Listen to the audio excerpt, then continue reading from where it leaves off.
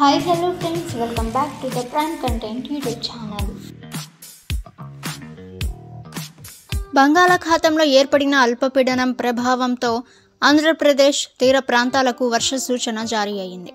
ప్రస్తుతం ఉత్తరాంధ్ర, దక్షిణ ఒడిశా తీరాలకు సమీపంలో పశ్చిమ మధ్య వాయువ్య బంగాళాఖాతంలో ఈ అల్పపీడనం కేంద్రీకృతమై ఉందని వాతావరణ శాఖ అధికారులు వెల్లడించారు.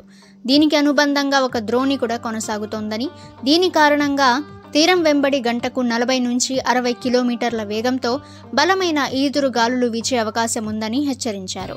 ఈ నేపథ్యంలో రాష్ట్ర విపత్తుల నిర్వహణ సంస్థ కీలక సూచనలు జారీ చేసింది.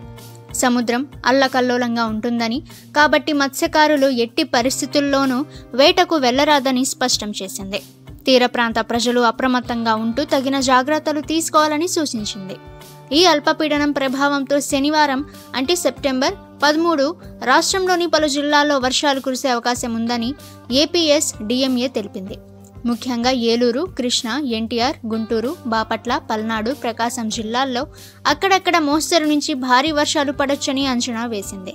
రాష్ట్రంలోని మిగిలిన జిల్లాల్లో కొన్ని చోట్ల తేలికపాటి నుంచి మోస్తరు వర్షాలు కురిసే అవకాశం ఉన్నట్లు వాతావరణ శాఖ అధికారులు వెల్లడించారు. తెలంగాణలో రాబోయే 4-5 రోజుల పాటు వర్షాలు కొనసాగే అవకాశం ఉంది. నిర్మల్, నిజామాబాద్, జగిత్యాల, సిరిసిల్ల, నల్గొండ, సూర్యాపేట, మహబూబాబాద్, రంగారెడ్డి, హైదరాబాద్, మేడ్చల్, వికారాబాద్, కామారెడ్డి, మహబూబ్ నగర్, నాగర్ కర్నూల్, నారాయణపేట, వనపర్తి, గద్వాల్ జిల్లాల్లో అక్కడక్కడ భారీ వర్షాలు కురిసే అవకాశం అయితే ఉంది. అక్కడక్కడ పిడుగులతో కూడిన వర్షాలు పడే సూచనలు ఉన్నట్లు సూచిస్తున్నారు. రైతులు, వ్యవసాయ కార్మికులు సురక్షిత ప్రాంతాల్లో ఆశ్రయం పొందాలని అధికారులు సూచిస్తున్నారు.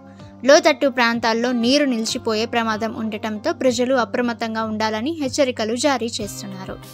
ఓకే ఫ్రెండ్స్, 2 తెలుగు రాష్ట్రాలకి సంబంధించిన లేటెస్ట్ వెదర్ రిపోర్ట్ అయితే ఇది. ఇక మీరు ప్రతిరోజు లేటెస్ట్ వెదర్ రిపోర్ట్ తెలుసుకోవాలి అనుకుంటే ద ప్రైమ్ కంటెంట్ యూట్యూబ్ ఛానల్ని సబ్స్క్రైబ్ చేసుకోండి. వీడియో నచ్చితే వీడియోని లైక్ చేయండి. ఈ సమాచారాన్ని మీ ఫ్రెండ్స్ అండ్ ఫ్యామిలీ అందరికీ కూడా షేర్ చేయండి. నెక్స్ట్ వీడియోలో కలుసుకుందాము.